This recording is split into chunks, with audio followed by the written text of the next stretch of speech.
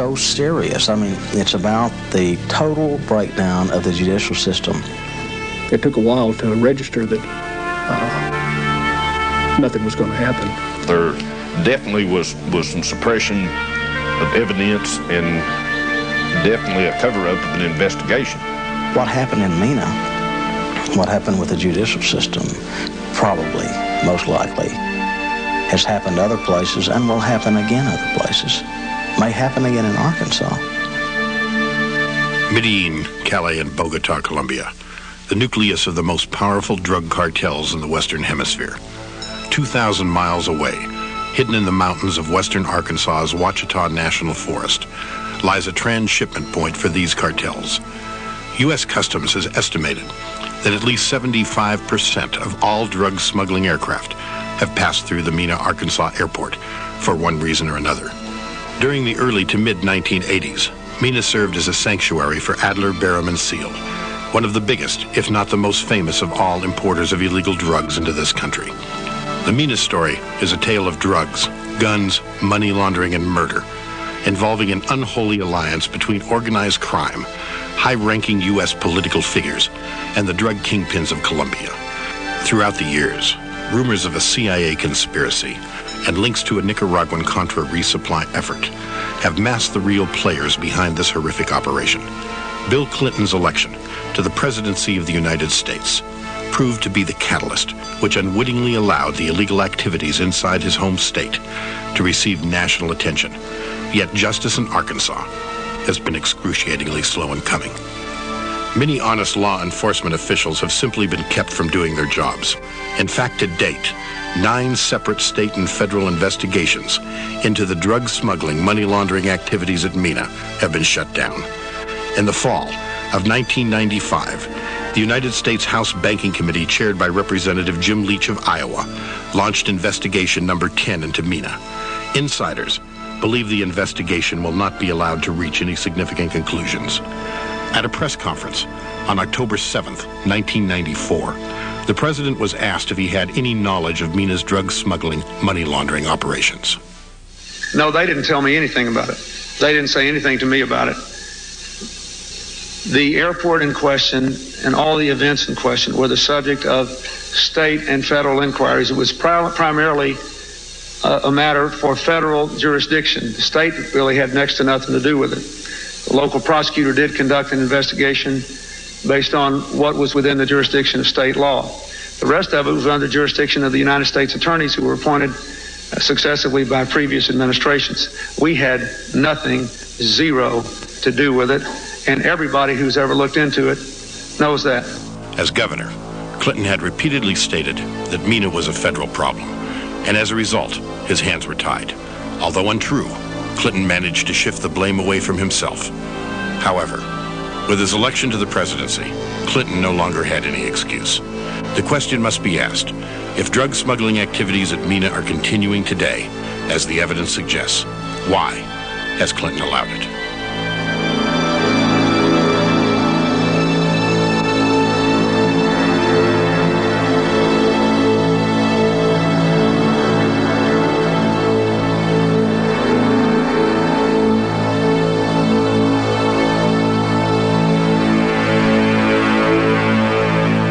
When I first started investigating the Mena story, I was looking for evidence of some sort of covert government operation, taking into account all the stories that had been circulating about Barry Seal and the CIA.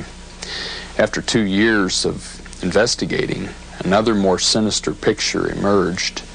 It involved organized crime and the Colombian drug cartels.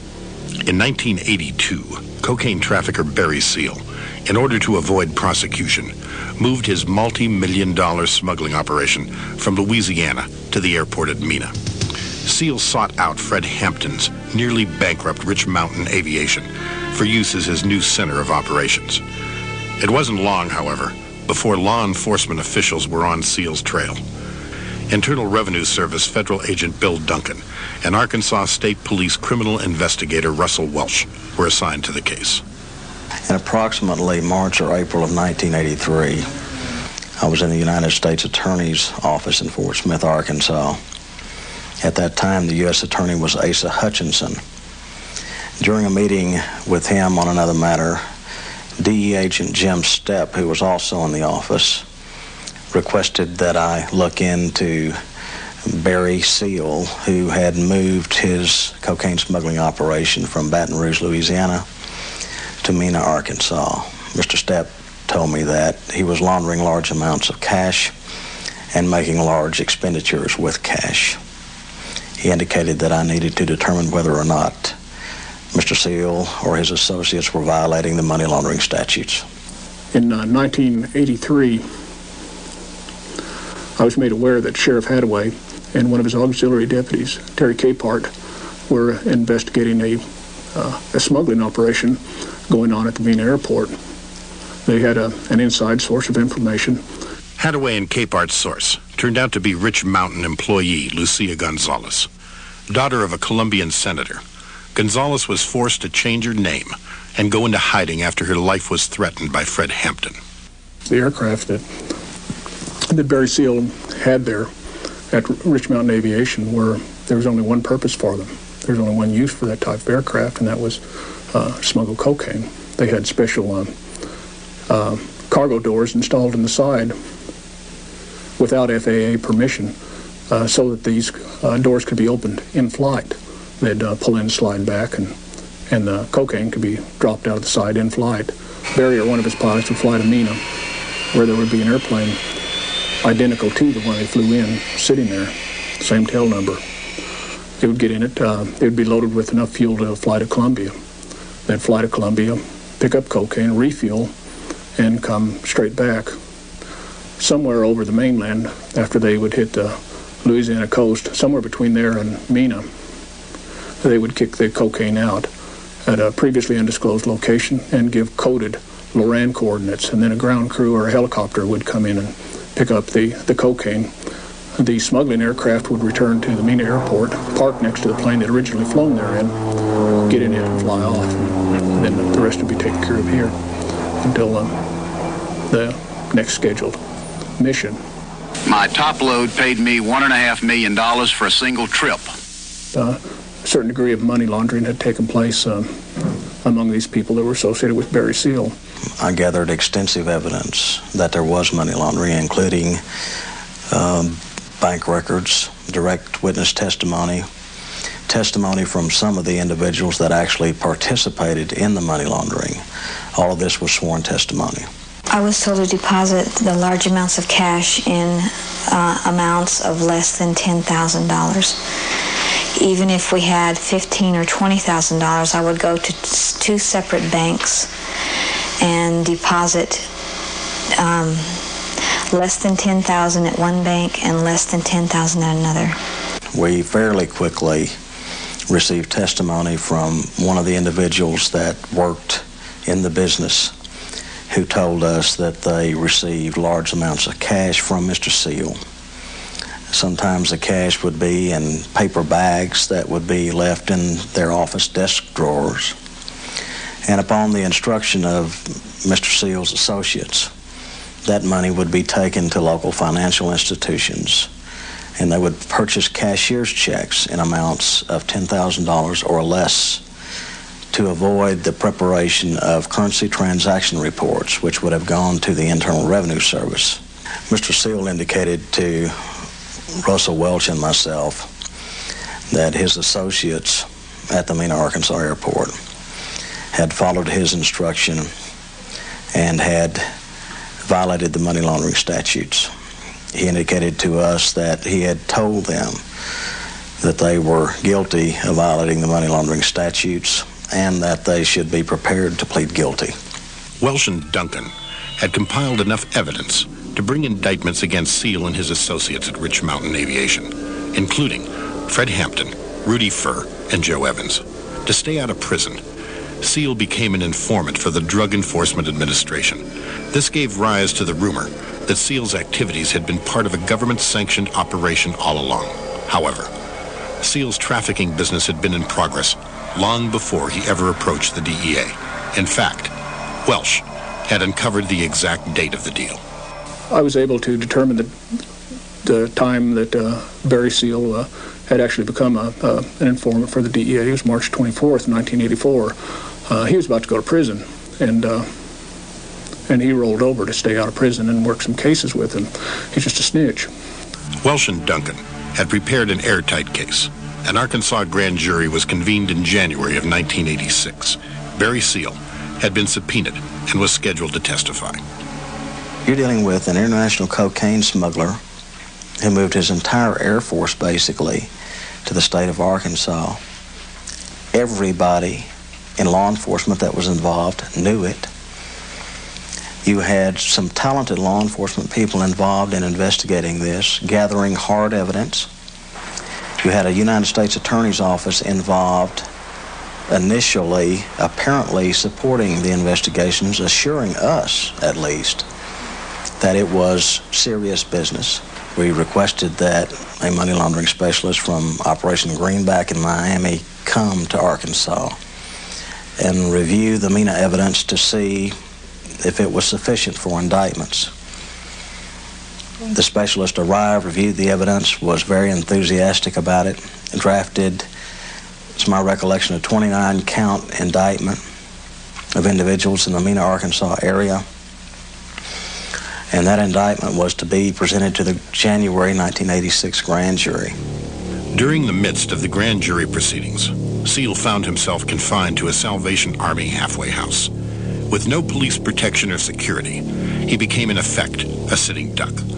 While awaiting his appearance before the Arkansas grand jury, Seal was suddenly gunned down. Several Colombian hitmen were later charged and convicted of the assassination.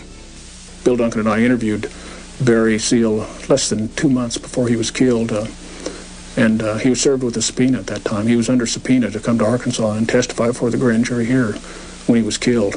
Apparently, somebody in Arkansas wanted Seal dead because he was murdered before he could show up for that grand jury investigation.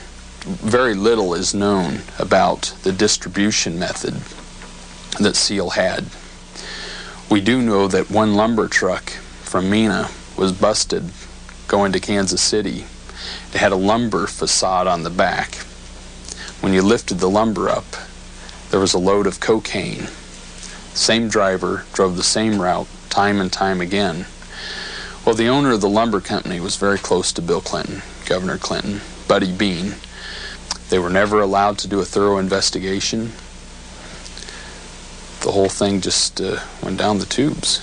Barry Seal's death conveniently prevented the grand jury from finding out who else was involved in the Arkansas drug smuggling operation.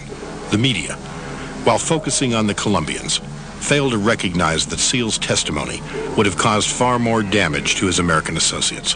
For example, who handled Seal's cocaine once it was on the ground? Who paid Seal for his illegal cargo? Was Seal's operation linked to any U.S. political figures?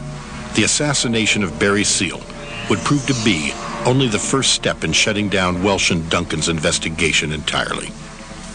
We continued to pursue the investigation, but during this time period, the investigative process was becoming very difficult, and we weren't able to get access to certain kinds of information that we wanted through subpoenas, certain kind of witnesses. Suddenly, we couldn't get subpoenas. How do you investigate out of a grand jury without subpoenas? How do you go to financial institutions and get records? You can't. Therefore, you can't investigate. You cannot follow the money trail. One deputy foreman of the grand jury came forward and said that the U.S. attorney was stonewalling, that he was trying to keep them from doing their job with respect to the Mena Airport investigation. You have witnesses in Fort Smith, Arkansas, that said they overheard one of the assistant U.S. attorneys up there say that they were told to kill the Mena investigation, that they were told to leave the Mena investigation alone, that they had indictments ready and they were told to drop them. Clearly, the system failed Duncan and Welch. Here's a case where two top-notch investigators are trying to do their jobs and didn't know why the federal government was interfering with their attempts to put a stop to the blatant narcotics trafficking activity of Seal and his associates at Mena. Basically, by mid-1986, our investigation was dead in the water. because we had no investigative power. We had no way to compel witness testimony. So the cases just died. When we realized that there wasn't going to be any prosecution, that we were pretty much wasting our time, we were tired. We tried one last time, and I probably initiated this by asking Charles Black if there was any state funds to help pursue a local grand jury. We had a meeting at State Police Headquarters in Little Rock, and it was agreed that since I had worked for Clinton in the past as a campaign worker for him and had personally talked with him before, it was decided that I should approach him with the request for whatever assistance was available on the state level, and so I did so, and hand-delivered a request to him the following week. I told him, or said in the letter, that at least $25,000 would be required to start a proper investigation, and he told me that he would get a man on it and would get word back to me. I never heard word back from him in any fashion. When the election came up, the issue of this investigation came up with it, and the question of the $25,000 was brought up by somebody, I don't know who, and Governor Clinton said that he had offered $25,000. Clinton's statement to the media that he had made $25,000 available for the investigation eventually turned out to be a lie. No attempt was ever made by Clinton to assist in the investigation. In my opinion, based on my 15 years of prosecutorial experience, there is no reason or justification why that evidence was never presented to the grand jury. Charges should have been filed, people should have been charged or indicted. There's no question about that. On the heels of Prosecutor Black's failed attempt came a number of requests from Representative Bill Alexander, a fellow Democrat from Arkansas, asking for Clinton's assistance in the Mena investigation. These requests were also ignored. Not only was Clinton uninterested in assisting, it was becoming apparent he was doing everything in his power to keep the investigation from moving forward. One such instance was documented by CBS News in 1990. Winston Bryant had campaigned for Arkansas State Attorney General on the promise that he would get to the bottom of the Mena drug smuggling operations. There was, in my opinion, more than enough evidence to prosecute a number of people for crimes regarding the Barry Seal case at Mena. Once in office, however, Bryant quickly changed his mind. During the 1992 Attorney General's race in Arkansas, either Betsy Wright or a member of Clinton's staff had approached Winston Bryant and had asked him to stay away from the Mena investigation. After Winston took office, Bill told me that he was no longer allowed to discuss the Mena Airport investigation from the Attorney General's office. Clinton's interest in keeping a lid on the Mena affair intensified after announcing his candidacy for president. In March of 1992, the Attorney General's office was instructed by members of Clinton's staff to remove all files pertaining to Mena after it was learned that several newspapers were planning to file Freedom of Information Act requests as part of their investigations of Governor Clinton. More than 7 months after Seal's murder, Seal's plane, piloted by Eugene Hassenfoss, was shot down over Nicaragua, carrying a load of Contra supplies. This led to the rumor that Seal's drug smuggling had been part of a CIA-led Contra rebel supply effort. After interviewing some pilots that flew guns out of the Mena airport, the time frame revealed that these shipments occurred before the Nicaraguan Revolution. This indicates that Mena was no Contra resupply operation. After Seal made a deal with the DEA, the CIA also used him to gather intelligence down in Central America, and even arranged for him to use a C-123 military cargo plane to fly those missions. Barry Seal continued to profit from cocaine importation and used his federal protection to continue his smuggling operation. That was the very plane that was shot down over Nicaragua in October of '86, carrying supplies to the Nicaraguan Contras. This is what hatched stories of CIA drug smuggling at Mena. Even though the C-123 was shot down more than 7 months after Seal was murdered, the pro-Sandinista left was able to point to the fact that Barry Seal, a convicted cocaine smuggler, had once used a plane that later flew supplies to the Contras. This was enough to stir up a lot of stories and confusion in an already complicated scenario. Guns were being flown to South America, and cocaine was coming back on the return flights. Yet, contrary to press accounts, the guns were not going to the Contra freedom fighters, but were in fact being supplied to the drug cartels themselves.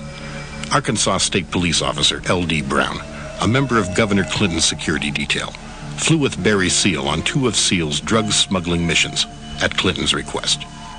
The second time we come back from where Seal said we were going, which he said was Honduras, he breaks open a bag and pulls out what, to me, having worked in narcotics, was a kilo of cocaine. I mean, had like a number sign and 2 on it, which I'd seen packaged before. And then, I just, because we supposedly were flying guns, is what he had told me. I didn't know what was coming back on return trips.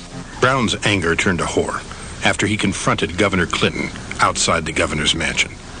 I just said, what they're bringing back, and I'm cursing, what on those blank airplanes. And he said, well, what do you mean? I said, they're bringing back coke.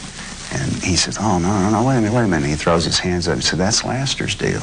And, throughout this whole thing, Laster's name never brought up about anything. I know Laster, seen him at the mansion, been, to his house and sat in his racing box at the horse races and all that. And I knew that, that the only time I'd ever seen the governor around any cocaine was at Dan Laster's house when it was on the table when I got him out of there. So just like a, big light goes off in my head. Cocaine, the governor, when he says Laster, I'm thinking, good, oh no. In 1986, Arkansas bond dealer Dan Lassiter pled guilty and was sentenced to 30 months in prison for cocaine distribution. He was convicted of providing cocaine to young teenage girls in exchange for sex, as well as giving cocaine to his employees and business associates. Lassiter served only a quarter of his original sentence and was eventually given a pardon by Governor Clinton. At Bill Clinton's request, Lassiter gave Roger Clinton, the governor's brother, a job. Roger, seen here, snorting cocaine in a state police surveillance video, was arrested and sentenced to prison as part of a narcotics trafficking scheme. It was Lassiter who paid off Roger Clinton's drug debts. Beggars can't be choosers. Kind of like fucking old Sam. And I'm out of the deal. Well, this is just like Sam, except this is some good stuff. See, Sam doesn't have any good stuff. Well, that last shit that we took, it wasn't bad. I think that was fucking pretty good. Well, that was mine. That wasn't Sam's. Oh, it was? Yeah. But see, that wasn't as good as I get. Is that right? That wasn't near? No. That's just what I had left. I mean, you want a beer? No, I don't care. What kind? No, yeah, I'll take a lot. But what did he do with the kid? You know what I sold him? I'll be honest with you. You know what I sold him? Quarter? I gave him a quarter. You know what I sold it to him for? $6.50. You charged me $7.50. I knew he was scamming. Yeah, some junior high nigger kicked Steve's ass while he was trying to help his brothers out. Was he a junior right there? Junior high or sophomore in high school, something. Whatever it was, Steve had the nigger down. However old he was, it was Steve's fault. He had the nigger down. He let him up. And the nigger blindside. I took 3/4 ounce up there just because, and I thought I'd have too much. Well, like it went in one day, and then I didn't have anything left. Yeah, this is definitely a good hash brown. So you don't know anything about the party? What do you call it? My buddy here.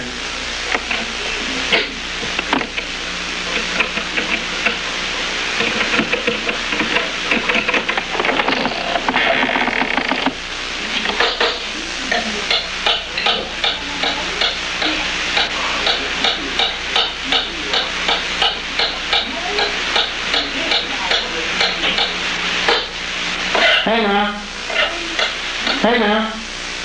Where's Maurice? This is Roger. This is Buddy in Arkansas. Bye. What's the problem? You just acting like a little prick. You got any coke? Yeah, he's got plenty of coke. You let him. What did he say? What is your wife? He wants to talk to me because he's heard that I said, what's wrong? Did you get in trouble? He said, no. He said, I heard the other way around. I said, listen, I told you that last year. You're going to keep hearing that. Who did you hear that from? Well, he hears it from everybody. I hear it all the time. You know, I know people talking. I know there's about 4 detectives here in town that are doing that. I mean, I know for a fact 2 of them. As a matter of fact, this past week, I've been talking to people in town. Who's that? Well, it's just a couple of detectives. But see, the thing is, one of them? One of them's Travis Bunn. Yeah. The other one, that's the only one. I really don't like to say any names because I don't like to even talk about it because that's what keeps me one step ahead of the deal. Okay. Because I've got about 4 or 5 people in uniform that keep an eye on these people that keep an eye on me, you know, and these uniformed people help me stay one step ahead of the game. Bill Clinton personally approved of at least $664 million in state bonds for Lassiter's company. This was during the same period Lassiter was under investigation for cocaine distribution. Clinton had previously appointed 3 board members recommended by Lassiter to the Arkansas Development Finance Authority, the agency Clinton set up to issue the bonds. Employees have stated and are willing to testify under oath that both Lassiter and Clinton were involved in the laundering of drug money at ADFA. Lassiter had also been laundering over $100 million through the account of Dennis Patrick, an unsuspecting Kentucky Circuit Court clerk. Coincidentally, this activity came to an abrupt halt within days of Barry Seal's assassination. Recently, both Lassiter and Clinton have publicly tried to minimize their relationship. Yet, sworn depositions from their associates show that Lassiter had backdoor access to the governor's mansion, and that Clinton frequently met with Lassiter at his office, and even rode on Lassiter's private jets. Lassiter was also a major campaign contributor and fundraiser for Clinton. I thought, well, okay, this thing is a drug operation. It's a sting thing. You know, I'm trying to convince myself of that all the way back to Little Rock. And up until the time I meet with Clinton and he blows all that perception and tells me that, no, it's a straight drug deal, LD. Brown had enjoyed an especially close relationship with Clinton during the time he served on the governor's security team. Brown's sworn testimony linking Clinton and Lassiter with Seal's operation was extremely devastating. FBI documents show us that the organized crime task force out of Memphis, Tennessee was investigating Lassiter. At the same time, the Arkansas State Police criminal investigators were running their own investigation of Lassiter. And also, the state of New Mexico simultaneously was conducting their own investigation. These were all independent, and neither knew of the other investigations going on. We also find that after Lassiter was convicted of cocaine distribution, a couple of years after he gets out of jail, the United States Customs Service had opened a new investigation of him for narcotics trafficking and money laundering. This was in 1989, supposedly after his conversion and after he had found religion. One FBI document that we obtained showed that Lassiter had loaned $300,000 to John Y. Brown, the governor of Kentucky. Lassiter had business in Kentucky. He was close to the governor of Kentucky. Lassiter had business in Arkansas. He was close to the governor of Arkansas. He also had business in New Mexico, and likewise, he was also close to the governor of New Mexico. Everywhere where Lassiter had business, he was close to the governor. He had supported their campaigns, loaned either the governor or his family money at different times. There was a drug smuggling operation in Kentucky that was close to John Y. Brown. It was known as the Bluegrass Conspiracy. Lassiter was close to John Y. Brown. In Arkansas, you have Mena, the drug smuggling operation, and Barry Seal. In New Mexico, you have Angel Fire, Dan Lassiter being investigated for drug smuggling and money laundering through Angel Fire by United States Customs in 1989. The pattern here is hard to ignore, and it's hard to ignore the potential organized crime aspects of all of this. On May 1st, 1996, Dan Lassiter appeared before the Senate Banking Committee as part of the ongoing Whitewater investigation. For the past 10 years, I have often been the subject of inaccurate and misleading news articles. Outrageous and totally false stories about me have appeared in both the local and national newspapers and magazines. A good example of that was in this morning's Wall Street Journal, where I was called a convicted drug dealer by Mr. Simpson. And I challenged Mr. Simpson and Wall Street Journal at this time to prove any evidence that they have on that, because that's not been the case. Political opponents of Governor and now President Clinton have sought to use this false information for political advantage. In the process, my reputation has been smeared, my business interests have been damaged. It has never been alleged that I committed any fraudulent act or lied in the course of any investigation. Did I understand you to deny a moment ago that you were convicted for conspiracy to distribute narcotics? No. I said I was not a convicted drug dealer.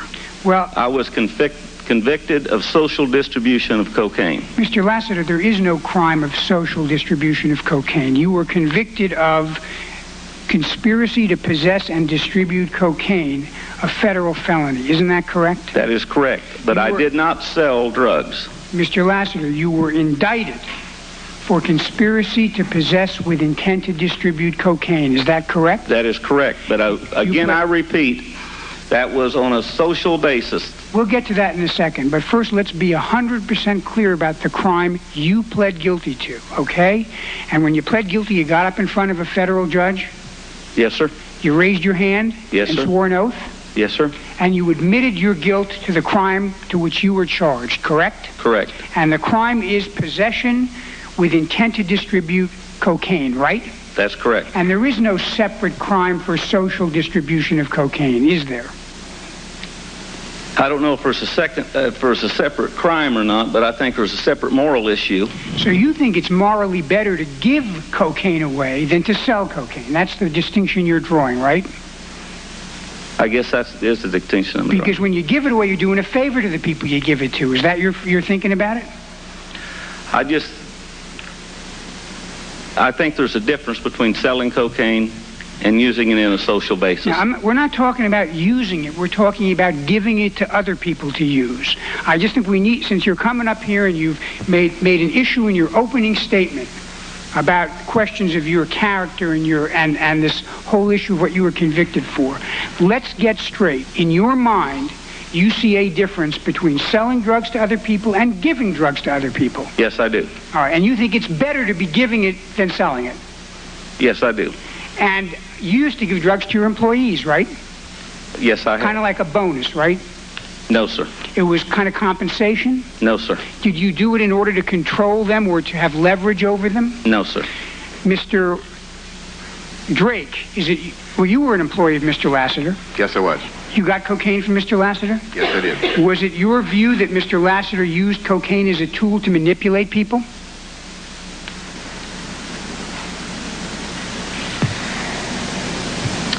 I think that at a time I thought that, yes. And in fact, at a time you told that to a police investigator, right? I could have. You remember an investigator named DeLauder, Doc DeLauder? Yes. He was an investigator with the Arkansas law enforcement authorities? Yes. And you talked to him about Mr. Lassiter and Mr. Lassiter's cocaine activities, right? Yes. You told Mr. DeLauder that in your view, Mr. Lassiter used cocaine as a tool to manipulate his peers? If that's my statement, then I stand by it. And that's what you said in 1986, right? I may have. You also went on to say in this statement that Mr. Lassiter surrounded himself with police officers in order to make himself look like he's a good citizen. You remember saying that? I don't remember saying it, no. Is there a page reference? It's the very next page. Are you prepared to deny that you said that in substance to the investigating officer in 1986? I'm not prepared to deny it, no. All right. Now, I want to ask you, Mr. Lassiter, you gave drugs to your employees, right? Right. And you gave drugs to people you were entertaining, right? Right.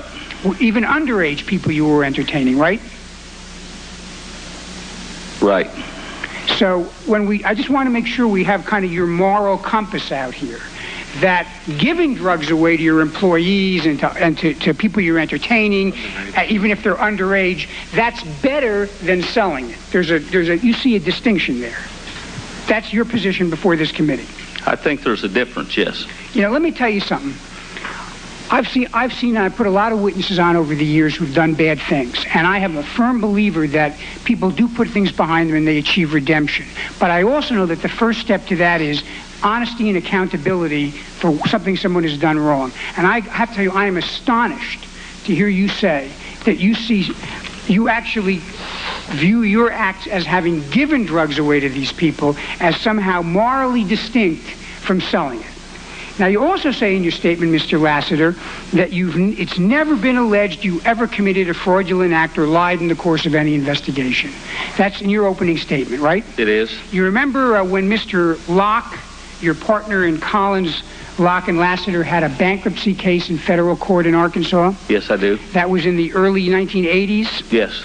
There was a bankruptcy judge named Mixon? Yes, I remember that. He was a federal judge? Yes. You testified in that case? Yes, I did. Again, you raised your hand and swore an oath? Yes. And do you remember what the judge said about your testimony? I do. What did he say about it? He said it was false. And in fact, he said that you were involved with Locke in a conspiracy to hide assets from creditors, right? That's what he said, but that was inaccurate. So when you say here, it has never been alleged that I committed any fraudulent act or lied in the course of any investigation, you don't consider a finding by a federal judge that you lied under oath to be an allegation that you committed a fraudulent act or lied? No, that is an allegation. I stand corrected. So your testimony, so your prepared sworn statement before this committee, we've already established, is false with respect to this statement. It's false in reference to that statement, but I disagree with Judge Mixon. Yeah, but you see, and let me say something, Mr. Lassiter, we didn't catch you unawares with this question here. You prepared this statement. You walked in here to this committee room with this statement to get in the face of this committee and say that we know that it has never been alleged that I committed any fraudulent act or lied. And you having put that on the table, you now admit to us that you well and in truth know that there was a federal judge who accused you and made a finding that you lied under oath, correct? Did I have a second? All right, let's keep going. Counselor, I didn't have that in mind when I prepared that statement. I'd forgotten about it, and I apologize.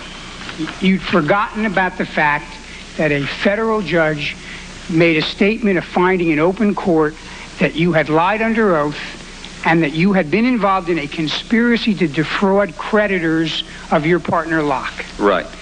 Now, you were asked, Mr. Drake, about this trip to Belize. I take it, Mr. Lassiter, there was a trip to Belize, right? Yes, sir.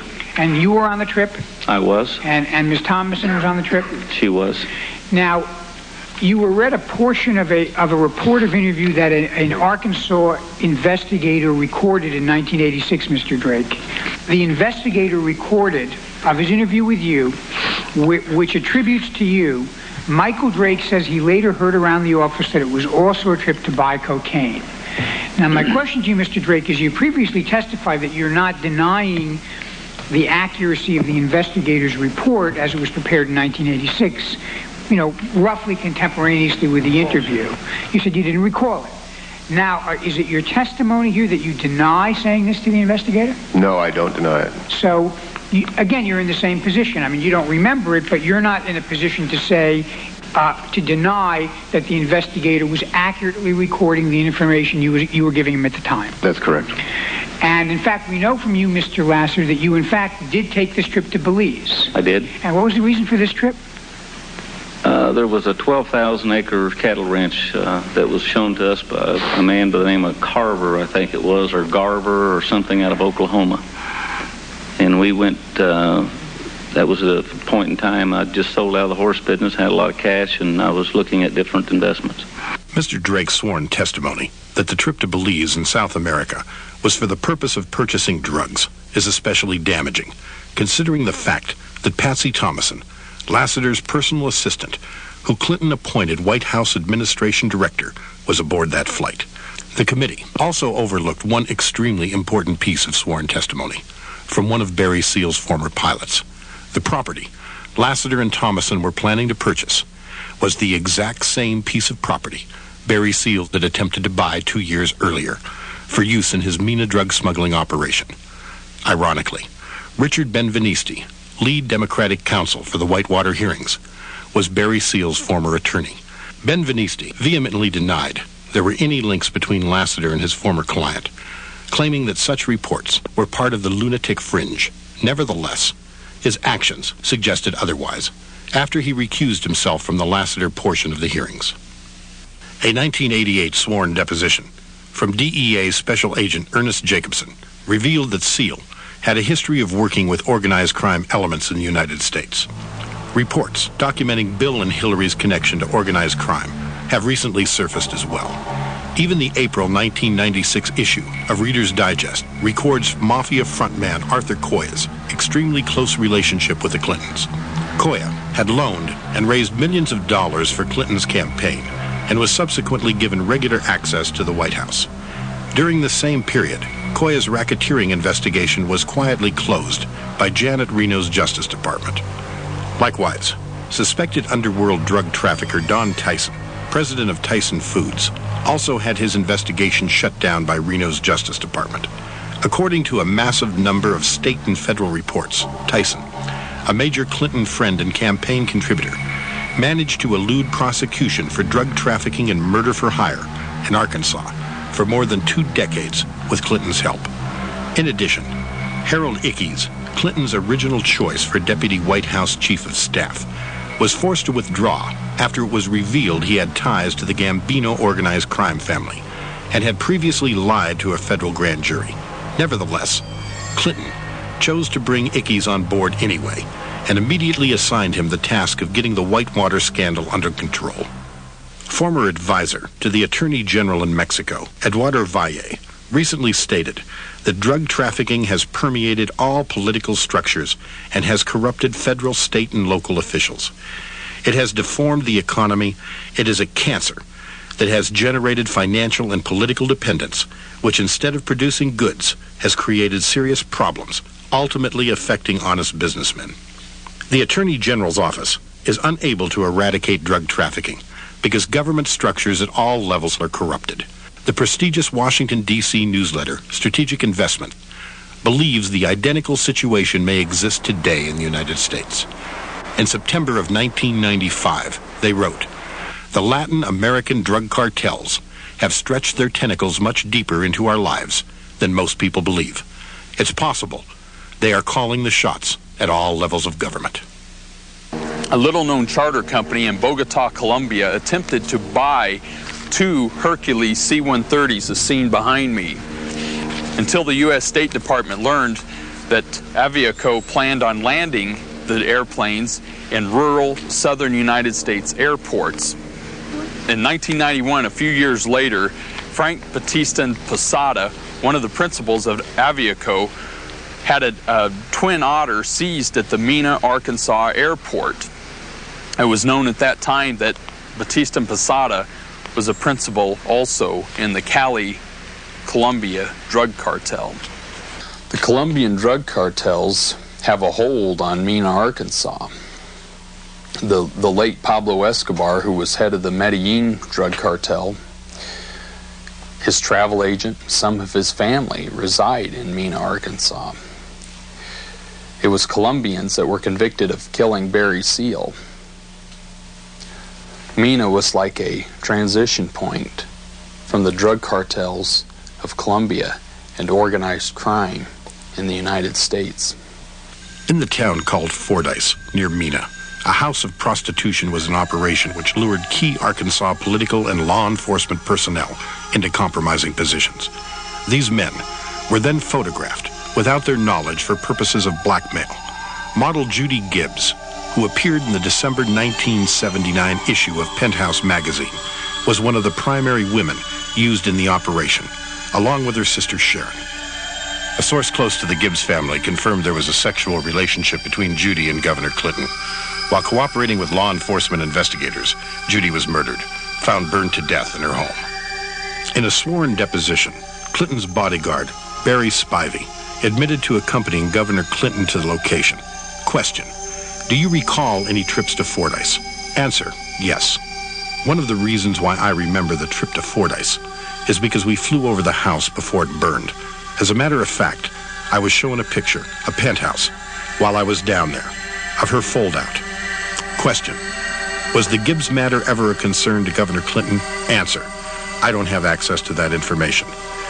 Seal's partner, Fred Hampton, was very close to the pornography ring and may have been able to keep prosecutors at bay because of incriminating photos he possessed.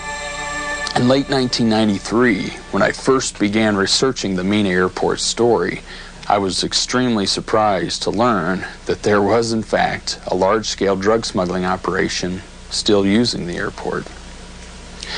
I started photographing airplanes and checking tail numbers and discovered that some of the aircraft there were not properly adorned with legal tail numbers, legal designations from the FAA.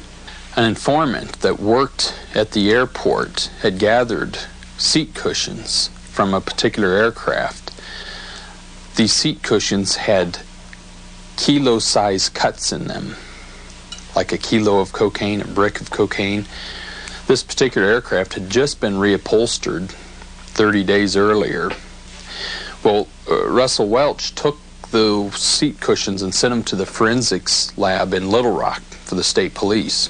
Well, he had sent the seats in for residue analysis to find out if there was a cocaine or a heroin residue on the seats. State police responded by saying, not only are we not going to test them, but you're not supposed to be working a case on the airport anyway.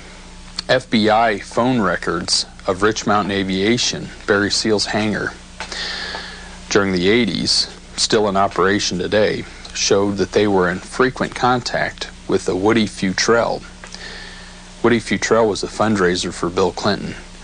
Bill Clinton had also appointed him to the State Board of Police Commissioners. This was the body that governed the state police. I was able to obtain state police inter-office memos that members of the state police that wrote the memos thought were destroyed. Anyway, I obtained these documents that showed one of the suspects at Rich Mountain Aviation, Rudy Furr, was able to look at Russell Welch's criminal investigation file, which included an investigation of himself, while Welch was in the heat of that investigation.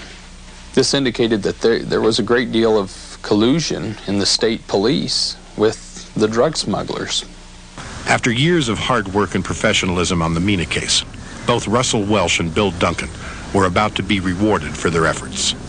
Duncan was instructed by the Internal Revenue Service to lie under oath to the subcommittee investigating Mena. The Internal Revenue Service attorneys were determined that I was going to perjure myself. He couldn't accept that, and Bill Duncan could never accept that. The man is 100% integrity. And he ended up quitting IRS as a result of that. When I refused to give the answer that they instructed me repeatedly to give, they never let up. Over the period of the next few years, he lost his house, he lost his savings, he lost his wife, because he wasn't going to lie. And I resigned in June of 1989 and left a 15-and-a-half-year career because of the agony of what I had to go through. But he gave all that up just for his integrity and for the love of his country. He is there's not a more patriotic country-loving, God-fearing man than Bill Duncan. He wasn't going to lie, and the IRS wasn't going to make him lie. Later, Duncan was arrested on false charges of carrying a concealed weapon. I came into the Cannon House office building on a Sunday afternoon to secure some sensitive documents and my personal weapon, and I was arrested by the Capitol Police. I was held for several hours, handcuffed to a wall. He had permit to carry the pistol. I mean, he was an investigator, and he was there shouldn't have been a problem with it. The United States Attorney's Office in Washington got very quickly involved, charged me with a misdemeanor. They left those charges hanging until December of 1990, during which time I was not able to travel for the Subcommittee on Crime, and basically the investigation was suspended. Welsh nearly died after being intentionally infected with military-grade anthrax, a poison available only through the government. The doctor told me that she had conferred with other doctors, and that the only diagnosis they could come up with was anthrax.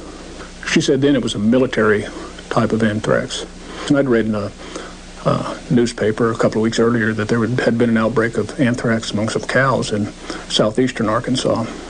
And she got in my face and pointed. She said, "No." She said, "Somebody did this to you. Somebody sprayed this in your face. It's the only way you can get it." All of this has been, for the last 10 years, a living nightmare, living hell. It's affected Russ's health dramatically. I've almost lost him. He's come real close to death. It's been hard. Being born and raised here, it's hard to believe something like this can go on and nothing be done about it. That it's just swept under the rug and said it didn't happen when you know it did. Despite campaign promises to wage war on drugs, Bill Clinton, immediately upon taking office as president, fired 80% of the staff of the Office of National Drug Control at the White House. Clinton also fired 355 members of the Drug Enforcement Administration and cut Customs drug interdiction budget by 1/3. Clinton eliminated $14.6 million from the Coast Guard's drug interdiction budget and slashed the Defense Department's anti-drug budget by $300 million. Drug treatment and prevention budgets were cut by $230 million, despite Clinton's campaign promises to increase them. Most alarming was Clinton's decision to terminate the money laundering section of the Justice Department's criminal division, making it nearly impossible to prosecute major drug traffickers in America. With the United States drug war defense in ruins, a Clinton appointee to the Department of Defense, on May 1st, 1995, abruptly shut down radar tracking of drug shipments coming from Colombia and Peru. According to U.S. intelligence officials, an estimated 1,000 plane loads of cocaine and heroin per year would now be free to enter the United States. America as a nation has never been afraid. But today, too many individual Americans are afraid of violence in our streets, our schools, even in our own homes. What can we do? We can stop the drug use that fuels violent crime and puts all of us at risk. Thousands of communities all across America are working now to end the nightmare of drug abuse and the violence it feeds. Please support the effort in your neighborhood and help return us to our better selves. A message from the Partnership for a Drug-Free America. I did not believe until this happened that things like this really occurred in our country, that the system would not take care of wrongdoing. I always believed that at some point there would be someone who would investigate properly, thoroughly, that had the authority to deal with these types of issues. But what I found out is it doesn't happen. If the American people want honest government, if they want to be ruled by honest people, they should resent that something like this happened, and they should demand that it be investigated to ensure that it doesn't happen again. If I could give you the answer to every question that surrounds Arkansas right now, it wouldn't make any difference. What would you do? If the president committed a felony, if the president obstructs justice, who's going to go knock on the door? As soon as the president comes down the station, we got some questions to ask him.